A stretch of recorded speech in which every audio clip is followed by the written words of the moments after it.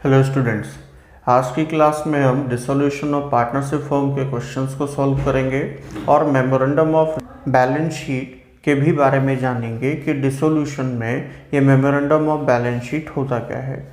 तो टी.एस. गरवाल की बुक का है, क्वेश्चन नंबर 19 है, देखिएगा दिया है अचल and विचल way partners in a firm sharing profits in the ratio of 3:5 on 31st March 2018 their balance sheet was as follows।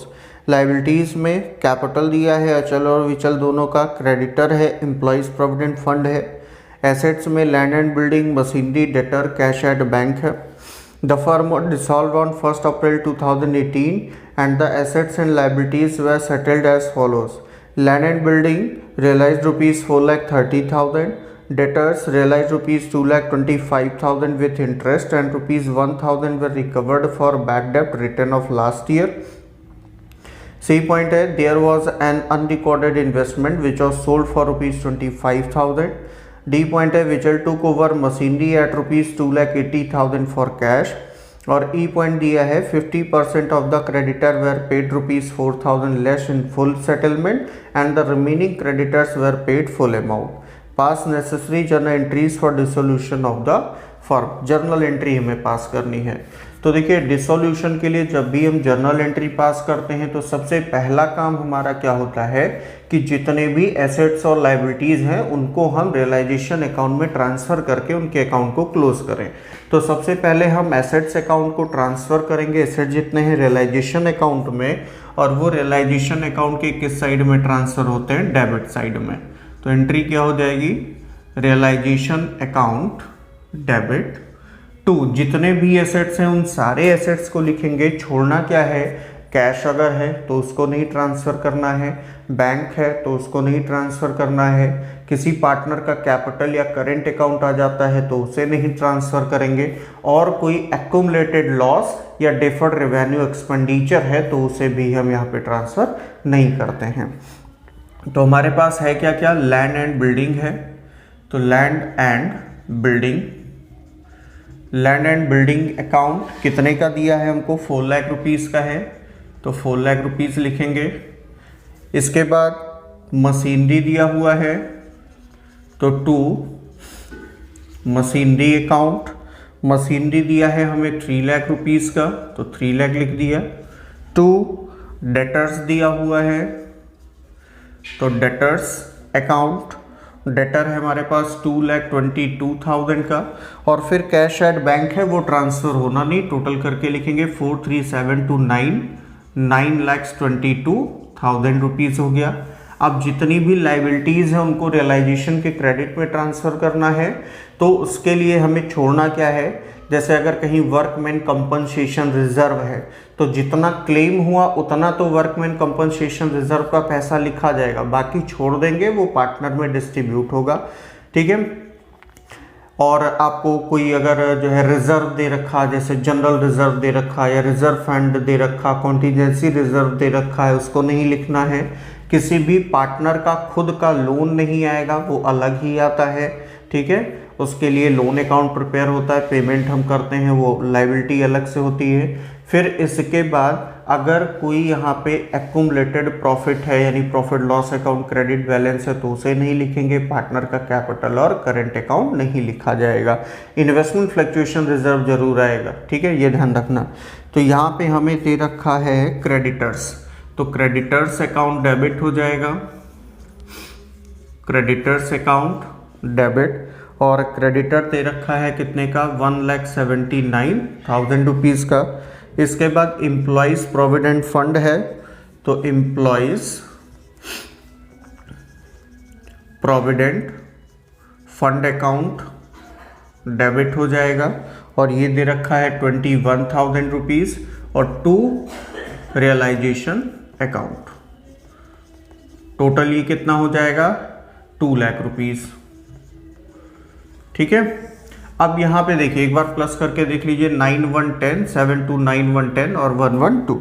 अब इसके बाद देखिए जो भी एसेट्स और लाइबिलिटीज़ हैं उनके रियलाइजेशन पे देखेंगे क्या हुआ है। अगर कोई एसेट्स कैश में रियलाइज होता है तो उसके लिए एंट्री होती है कैश और bank account debit to realization account.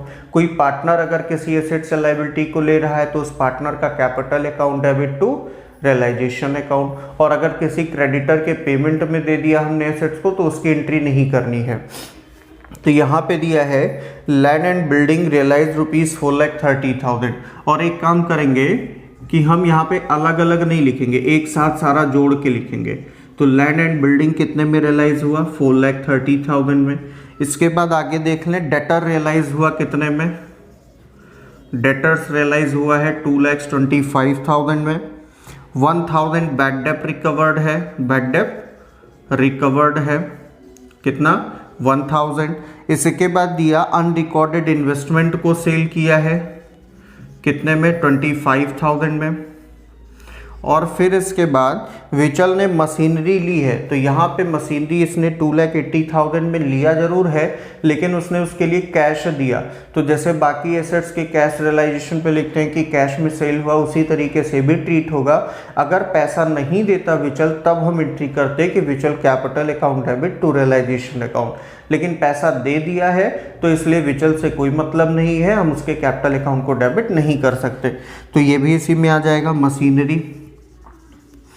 Machinery को इसने कितने में लिया है? 2,80,000 में। अब इसका टोटल कर लें कि टोटल कितने में रियलाइज हुआ। तो 5, 5, 10 और 1 11, 1 बचा। 3, 1, 4, 4, 2, 6, 6 और 2 8, 8, 16, 1, 4, 1, 5, 2, 7, 2, 9, 9,61,000 में एसेट रियलाइज हुआ टोटल कैश में। तो एंट्री क्या हो जाएगी? बैंक अकाउंट डेबिट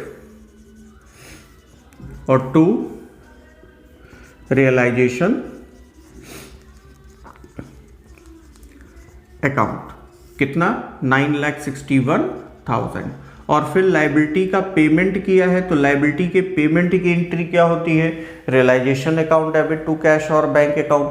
अगर कोई पार्टनर पे करने के लिए एग्री हो रहा है तो realization account debit to partner capital account, ठीक है। और अगर उसके लिए कोई एसेट्स हमने दे दिया तो उसकी एंट्री ही नहीं करनी है, ठीक है। हाँ, एक चीज़ ध्यान रखना है कि अगर किसी एसेट्स के रियलाइज होने की इन्फॉर्मेशन नहीं, सेल करने की कोई इन्फॉर्मेशन नहीं, तो हम उसे सेल नहीं कर सकते। लेकिन अगर कोई लायबिलिटी है और उसके पेमेंट के लिए कोई इन्फॉर्मेशन नहीं है कि पैसा दिया कि नहीं दिया, तो भी हमें उसका पेमेंट करना पड़ेगा। तो यहाँ पे लायबिलिटी है, उसका पेमेंट करेंगे तो एंट्री क्या होगी? Realization account debit, realization account debit to bank account.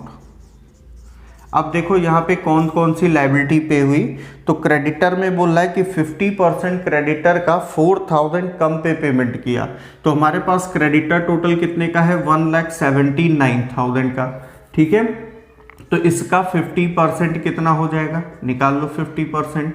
तो ये हो जाएगा 0, 0, 5 9 जा 45, 4, 5 7 जा 35, 4, 39, 3, 5 1 जा 5 और 3 8, 89,500। कितने कम पे रियलाइज हुआ? 4,000 पे। तो ये कितना हो जाएगा यहाँ पे? 85,500, ठीक। और बाकी जो 50% बचा वो पूरा दे दिया, तो बाकी 50% कितने का बचा? 89,500 का। तो ये कितना हो जाएगा? 1,75,000। यानी कि टोटल क्रेडिटर जो हमारा रियलाइज हुआ वो कितने में रियलाइज हुआ? 1,75,000 में। साथ में ध्यान रखना कि एम्प्लॉइज प्रोविडेंट फंड ये भी पैसा लायबिलिटी है, इसका भी पेमेंट हमें करना है। तो 21,000 हम इसको भी ऐड करके पे कर देंगे। तो ये हो गया 6, 7 to 9, 1,96,000। तो ये हो गया 1,96,000। अब इसके बाद रियलाइजेशन तो हमने कर दिया। अब इसके बाद हमारा लास्ट वर्क क्या बचता है कि हम इसका रिजल्ट निकाल लें। क्या निकालें? रिजल्ट निकालें, और जो भी इस पे गेन या लॉस होगा वो पार्टनर में डिस्ट्रीब्यूट किया जाएगा। तो कैसे निकलेगा? क्योंकि हमने जर्नल एंट्री की है, और जर्नल एंट्री के टाइम पे हम कैसे निकालते हैं? तो एक साइड लिख लेंगे डेबिट और एक साइड लिख लेंगे क्रेडिट। किसके लिए? रियलाइजेशन के लिए। तो रियलाइजेशन डेबिट में कितना? 9,22,000। रियलाइजेशन क्रेडिट में कितना? 2 लाख रुपीज़। फिर रियलाइजेशन क्रेडिट में कितना? 9,61,000। फिर रियलाइजेशन डेबिट में कितना? 1,96,000। दोनों साइड का टोटल करेंगे तो ये कितना आ जाएगा? 11,18,000 और 11,61,000। अब दोनों में देखिए कौन सा साइड ज़्यादा है, क्रेडिट ज़्यादा है, और क्रेडिट अगर ज़्यादा हुआ तो गेन और डेबिट ज़्यादा हुआ तो लॉस, डिफरेंस निकाल लें। 11,61,000 से 11,18,000 माइनस करेंगे तो कितना बचेगा यहाँ पे 43,000। तो 43,000 का क्या आया, गेन आया, पार्टनर में डिस्ट्रीब्यूट करेंगे तो एंट्री क्या होगी, realization account debit to partners capital account. तो Achal capital account to Vichal's capital account. 43,000 को दोनों में इनके रेशियो में डिस्ट्रीब्यूट करेंगे। रेशियो कितना है 3:5। तो सम ऑफ रेशियो से 43,000 को डिवाइड करिए 8 से, 8 5 जा 40। अब कितने बार जाएगा 8 4 जा 32 यानी 3 टाइम जाएगा। 8 3 जा 24, कितना बचा 6 बचा। 8 7 जा 56 और बचा 4, तो 8 5 जा 40। अब मल्टीप्लाई करके लिख लीजिए, तो 3 से मल्टीप्लाई करेंगे तो कितना आएगा 3 5 जा 15, 3 7 जा 21, 122, 3 3 जा 9, 2 11, 1, 3 5 जा 15, 1 16। 5 से करिए 5 5 जा 25, 2, 5 7 जा 35, 2 37, 3 बचा, 5 3 जा 15, 3 18, 1 बचा, 5 5 जा 25, 1 26, 26,875। ये तो हमारे रियलाइजेशन का काम हो गया। अब अगर कोई लोन अकाउंट होता, पार्टनर का कोई लोन होता तो उसका पेमेंट दिखाते, वो दिया नहीं इस क्वेश्चन में। तो फाइनली हमें क्या करना है कि पार्टनर के कैपिटल का बैलेंस निकालेंगे और पार्टनर को उसका पैसा पे कर देंगे। तो सिंपल सा है कि कैसे निकलेगा। जर्नल एंट्री तो कंप्लीट हो गई, कोई reserve, accumulated profit, accumulated loss ऐसा कुछ है नहीं हमारे पास, तो बस रियलाइजेशन ही करना था। अब हमें डेबिट क्रेडिट फिर से लिखना है, लेकिन किसके लिए, कैपिटल के लिए। तो पहले अचल का निकालेंगे। तो अचल का कैपिटल कितना था 3 लाख रुपीस। कैपिटल क्या होता है, क्रेडिट होता है। अब इसके बाद देख ले, एंट्री में जहां भी क्रेडिट हुआ होगा तो क्या करेंगे, क्रेडिट में लिखेंगे, डेबिट हुआ होगा तो डेबिट में लिखेंगे। तो यहाँ पे देखिए अचल एक जगह क्रेडिट हुआ है 16,125, तो कितना इसका बैलेंस बच रहा है 3,16,125। या सिंपल सा करिए कि क्रेडिट हो तो प्लस कर लीजिए और डेबिट हो तो माइनस। तो ये क्रेडिट हुआ था इसलिए इसको किया प्लस। अब विचल का भी निकाल लो। तो इसका कैपिटल का क्रेडिट बैलेंस कितना दिया था 5 लाख, और कहीं भी डेबिट क्रेडिट नहीं है लास्ट को छोड़ के, तो इसको प्लस कर लेंगे। क्रेडिट हुआ है 26,875, तो 5,26,875 आ जाएगा। दोनों के कैपिटल का बैलेंस मिल गया। अब हम एंट्री पास कर देंगे। तो एंट्री क्या हो जाएगी, अचल्स पेमेंट की एंट्री क्या होती है, अचल्स कैपिटल अकाउंट डेबिट यानी partners capital account debit to cash और bank account. Vichal's capital account debit to bank account. कितना आया 3,16,125, और इसका कितना आया 5,26,875। दोनों का प्लस कर लेंगे तो ये कितना आ जाएगा 8,43,000 रुपीज आ जाएगा। और ये एंट्री हो गई आपकी कंप्लीट। एक क्वेश्चन हो गया जिसमें सिर्फ जर्नल एंट्री करनी थी। दूसरा क्वेश्चन करेंगे जिसमें हमें रियलाइजेशन, कैपिटल, बैंक सारे अकाउंट प्रिपेयर करने होंगे। नेक्स्ट क्वेश्चन दिया है, A and B are partners in a firm sharing profits and losses in the ratio of 3:2. On 31st March 2018, their balance sheet was as follows. Liabilities में creditors 38,000, Mrs. A's loan 10,000 rupees, B's loan 15,000 rupees, reserve 5,000, A's capital 10,000 rupees, B's capital 8,000 rupees. Assets में cash at bank 11,500, stock 6,000, debtors 19,000, furniture 4,000, plant 28,000, investments 10,000, profit and loss account 7,500 rupees.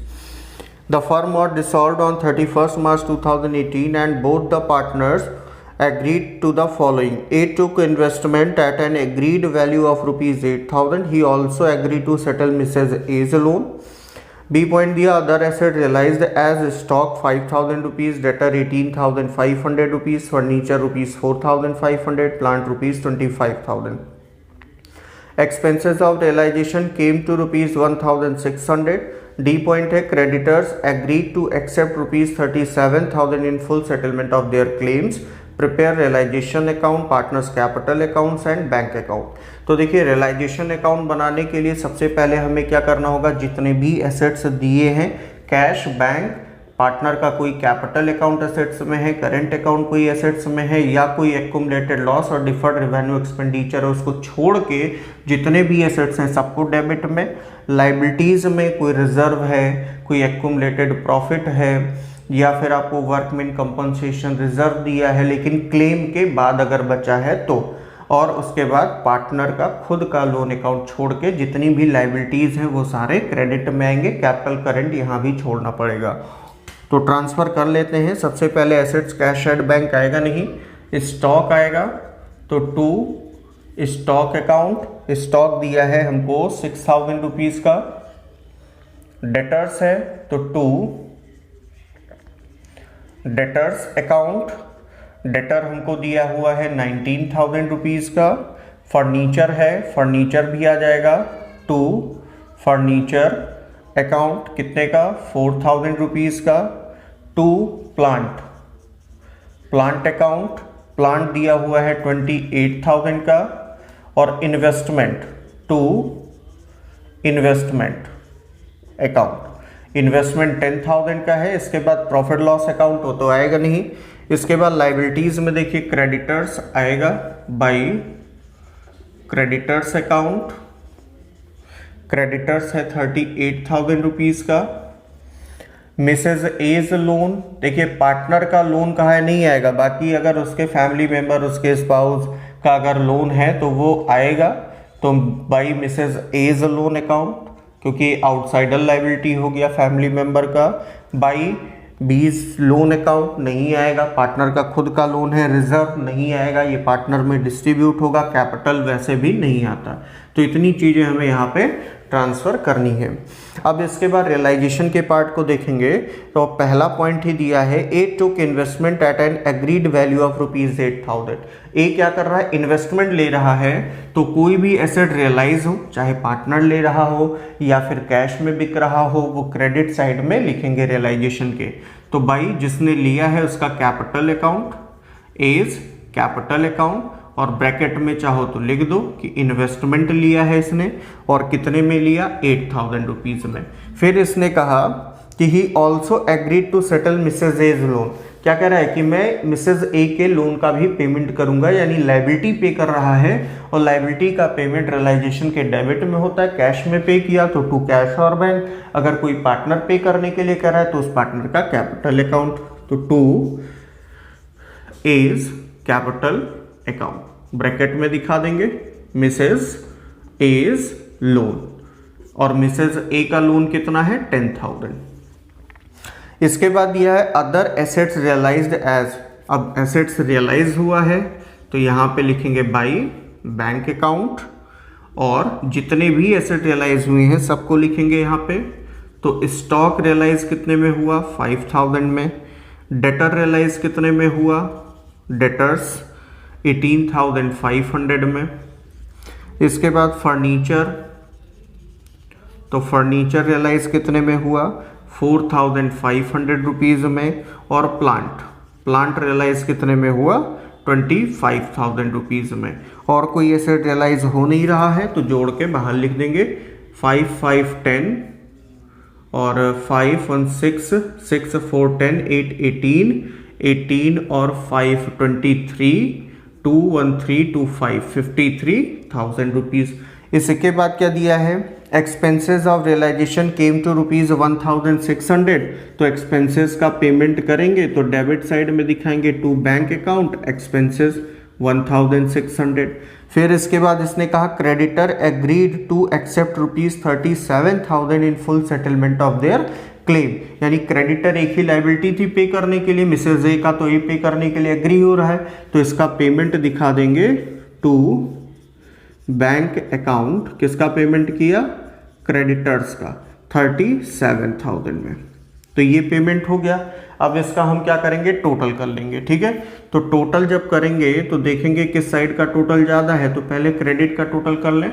38, 10, 48 और 8 56 और plus 53,000, तो ये कितना हो जाएगा 1,09,000। Debit का total 19, 6, 25, 4, 29, 29 और 28 कितना हो जाएगा 57, 10, 10, 20 और 37, 57 हो गया और 1,600, तो ये कितना हो जाएगा 7, 7, 14, 115, 5, 5, 10, 1, 11, 1,15,600। तो डेबिट का देखेंगे टोटल ज़्यादा आ रहा है, कितना एक्सेस आया वो भी निकाल लें। 1,09,000 है, तो ये हो गया 6 और यहाँ पे कितना आ जाएगा 6, ठीक है। 6,600 रुपीज़ डेबिट ज़्यादा है और डेबिट या ज़्यादा हो गया तो क्या होगा, लॉस होगा। तो 1,15,600, 1,15,600 और यहाँ पे बाई लॉस हुआ ना, तो ट्रांसफ़र कर देंगे to capital account. Capital account में ट्रांसफ़र होगा। पार्टनर कौन कौन है, ए और बी है। इनका रेशियो कितना दिया हुआ है यहाँ पे, इनका रेशियो है 3:2। तो 6,600 को 3:2 में डिवाइड करेंगे। सम ऑफ रेशियो 5 1 जा 5 बचा 1, 5 3 जा 15, 5 2 जा 10। 3 से मल्टीप्लाई करिए तो ये कितना हो जाएगा 3,960। 2 से मल्टीप्लाई करिए तो ये कितना हो जाएगा 2,640। टोटल आ गया 6,600। अब इसके बाद बनाएंगे कैपिटल अकाउंट और कैपिटल अकाउंट के क्रेडिट में सबसे पहले लिखेंगे by balance brought down. Balance brought down. अब कितना लिखेंगे यहाँ पे ब्रॉट डाउन में, तो यहाँ पे आ जाएगा कैपिटल इनका 10,000 और 8,000।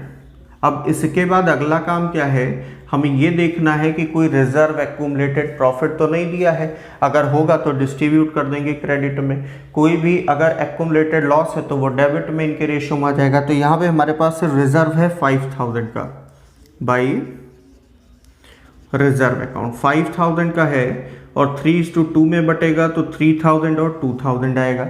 एक्यूमुलेटेड लॉस में प्रॉफिट लॉस अकाउंट है तो प्रॉफिट एंड लॉस अकाउंट आ जाएगा। 7,500 है और किस रेशियो में बांटना है 3:2 में, तो 5 से डिवाइड होगा 1,500, ठीक है।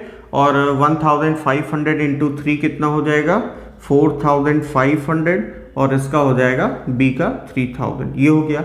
अब इसके बाद देखेंगे अगर कोई पार्टनर एसेट्स ले रहा होगा तो उसे to realization account capital account के डेबिट में रेमुनरेशन मिल रहा होगा तो भी कैपिटल अकाउंट के क्रेडिट में आ जाएगा। वो बाई रियलाइजेशन अकाउंट लायबिलिटी लेगा तो क्रेडिट में बाई रियलाइजेशन अकाउंट। तो यहाँ पे एक एसेट्स लिया है ए ने तो to realization account, realization account. और ब्रैकेट में दिखाना चाहें तो इन्वेस्टमेंट दिखा दें कि लिया है ए ने कितने में 8,000 में और ए एक लायबिलिटी भी पे कर रहा है अपनी वाइफ का तो वो क्रेडिट में आ जाएगा by realization account, by realization account. कितने की लायबिलिटी पे कर रहा है 10,000 का। अब इसके बाद रियलाइजेशन पे कोई गेन या लॉस हुआ हो तो लॉस हुआ है वो डेबिट में आ जाएगा टू रियलाइजेशन अकाउंट। क्या है ये लॉस है, कितना है 3,960 और 2,640। बस और कुछ है नहीं, टोटल करके बैलेंस निकाल लेंगे कि कितना पैसा देना है। तो टोटल करके बैलेंस कर लें तो इसका क्रेडिट का टोटल आ गया 10,000 इसका आ गया 23,000 और 10,000।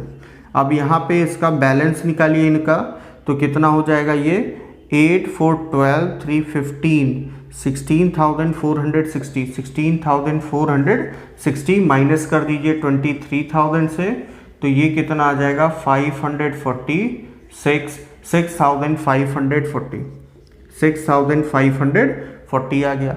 इसका क्रेडिट कितना है 10,000, डेबिट है 5,640 तो आ जाएगा 4,360 बैलेंस बचेगा 4360। ये क्या हो गया, अब बैलेंस नहीं लिखा जाएगा क्योंकि फर्म तो अब बंद हो गया, तो to bank account final payment कर दिया जाएगा। ठीक है, तो ये आपका कंप्लीट हुआ। अब इसके बाद हमें एक काम करना है, यहाँ पे एक चीज़ तो बोला नहीं, ए का लोन अकाउंट था, क्या था, ए का लोन अकाउंट। अगर कहा होता प्रिपेयर करने के लिए तो हम कैसे प्रिपेयर करते वो भी देख लें। लोन अकाउंट है तो इसको क्रेडिट में लिखेंगे, बैलेंस ब्रॉट डाउन। ए का लोन कितना दिया हुआ था यहाँ पे, सॉरी बी का लोन अकाउंट था, तो बी का लोन कितना दिया था यहाँ पे 15,000 रुपीज़। और इसके बाद इसका पेमेंट कर देना है तो टू बैंक अकाउंट, ना कम पे किया ना ज़्यादा पे किया, पूरा का पूरा 15,000 यहाँ पे हो गया 15,000। ये हमें दिखाना, कुछ नहीं दिया तो पूरा पे करना है, अगर कुछ कम ज़्यादा दिया तो जिधर डिफरेंस आएगा उधर रियलाइजेशन में चला जाएगा।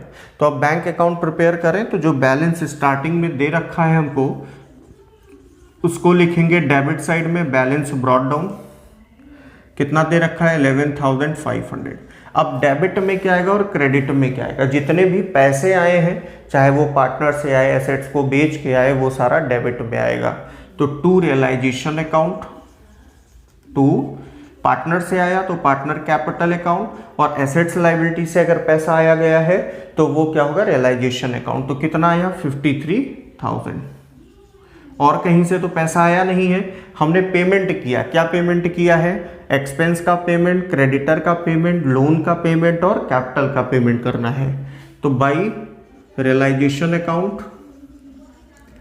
बाई रियलाइजेशन अकाउंट एक्सपेंसेस कितना पे किया है 1,600, बाई रियलाइजेशन अकाउंट किसका पेमेंट किया, क्रेडिटर का 37,000। फिर इसके बाद बी के लोन का पेमेंट किया, भाई बीज लोन अकाउंट कितना पेमेंट किया 15,000 पेमेंट किया। और फिर इसके बाद ए और बी के कैपिटल का पेमेंट करना है, तो बाई एज कैपिटल अकाउंट और बाई बीज कैपिटल अकाउंट। ठीक है, और इसके बाद टोटल करेंगे तो ए के कैपिटल का पेमेंट कितना 6,540, बी के कैपिटल का पेमेंट कितना 4,360, दोनों साइड का टोटल बराबर आना चाहिए। तो ये कितना हो जाएगा 0, 6, 4, 10, 0, 6, 1, 7, 7 और 5, 12 और 3, 15, 1, 1, 2, 2, 7, 9, 9, 5, 14, 14 और 6, 20, 20 और 4, 24, 2, 2, 3, 5, 5, 1, 6, 64,500। इधर का भी टोटल कितना 64,500 रुपीज़ आ रहा है। यानी कि आपका सारा ट्रीटमेंट जो आपने किया, जो भी कुछ लिखा वो सारा सही है, लास्ट का बैलेंस बैंक का बराबर आना चाहिए। तो ये तो रियलाइजेशन अकाउंट के क्वेश्चंस हो गए। अब जो मेमोरेंडम बैलेंस शीट है उसमें भी कुछ खास नहीं है कि आपको कुछ अलग से करना है, सारे अकाउंट से ही प्रिपेयर होंगे। बस उसमें एक चीज़ मिसिंग होगी और वो क्या होगी, आपकी बैलेंस शीट जो नहीं दी होगी। आपको सारे इंफॉर्मेशन दिए होंगे, जैसे इंफॉर्मेशन आपको क्या क्या दे देगा, ये आपका लाइबिलिटीज़ हो गया, ये हो गया लाइबिलिटीज़, ये हो गया अमाउंट, ये हो गया एसेट्स और ये हो गया अमाउंट। आपको कैपिटल भी दे दिया जाएगा, क्रेडिटर भी दे दिया एक लाइबिलिटी, आपको कैश भी मान लो दे दिया। ठीक है, मान लो कैपिटल ए और बी का मिला के कितना है 15,000 है। ठीक, 10,000 आपको क्रेडिटर दे दिया, 25,000 हो गया। कैश सिर्फ आपको 2,000 रुपीज़ पता है और कई सारे एसेट रियलाइज हुए हैं वो तो आपको पता है, लेकिन आपका एसेट्स था कितने का, क्योंकि रियलाइजेशन अकाउंट बनाने के लिए पहले एसेट्स को क्लोज करना पड़ेगा, तो एसेट्स की बुक वैल्यू चाहिए वो तो पता ही नहीं है। तो बस यही डिफरेंस निकालना है। तो मान लो यहाँ पे एसेट्स हमने लिखा और ब्रैकेट में दिखा देंगे बैलेंसिंग फिगर, और अमाउंट डिफरेंस निकाल लो कितना 23,000 ही हो गया। तो अब जब हम रियलाइजेशन अकाउंट बनाएंगे तो हम ये सन्ड्री एसेट्स, जो एसेट्स है यहाँ पे लिख देंगे टू सन्ड्री एसेट्स 23,000। अब भले उसके बाद बोला हो कि डेटर इतने में बिका, ये इतने में बिका, मशीनरी इतने में बिकी, फर्नीचर इतने में बिका, तो उससे आपको कोई मतलब नहीं कि आप एक एक उठा के यहाँ रखो। आपको जो बैलेंस शीट, आपने जो मेमोरेंडम बैलेंस शीट, कौन सी बैलेंस शीट, मेमोरेंडम जो बैलेंस शीट बनाई है उसमें जो एसेट्स आया डायरेक्ट उठा के इसको डेबिट में रियलाइजेशन के लिखना है, बाकी कोई चेंज यहाँ पे नहीं है। अगर आपकी समझ में नहीं आता तो कमेंट करिएगा, हम उसको फिर से आपको बता देंगे। Thank you.